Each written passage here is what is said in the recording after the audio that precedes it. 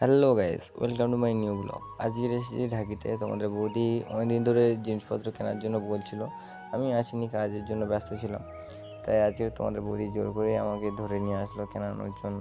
আমিও চলে আসলাম, কারণ অনেকদিন থেকে আসা হয়নি। তাই আসলাম, এসে বললাম যে নদীটা ফার্স্টে গিয়ে ঘুরে আসি চলো। তাই আসলাম নদীর দিকে। নদীটা দেখা পাচ্ছ অনেকই ছোটো আমাদের নদী, কিন্তু এখানে অনেক বেঞ্চ করেছে নতুন নতুন। আমিও অনেক দিকে আসি না, তাই জানতাম না। এখানে ল্যাম্পপোস্টও লাগিয়েছে। এই যে দেখছেন, বাউন্ডারিটা অনেকই বড়, কিন্তু নদীটা অনেক ছোট। নদীর এপার ওপার দেখা যায়।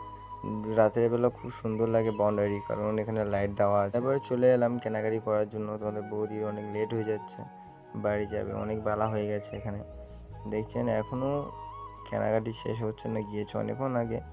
কেনাকাটি করা সবই শেষ হয়েছে।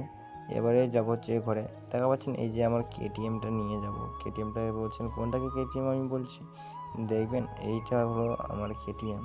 এইটা নিয়ে আমি সব জায়গায় ঘুরি। এই পর্যন্ত। ভিডিওটি যদি ভালো লেগে থাকে লাইক, কমেন্ট অ্যান্ড শেয়ার করে দিয়ে পাশে থাকবেন এরকম ইউনিক ইউনিক ব্লগ দেখতে।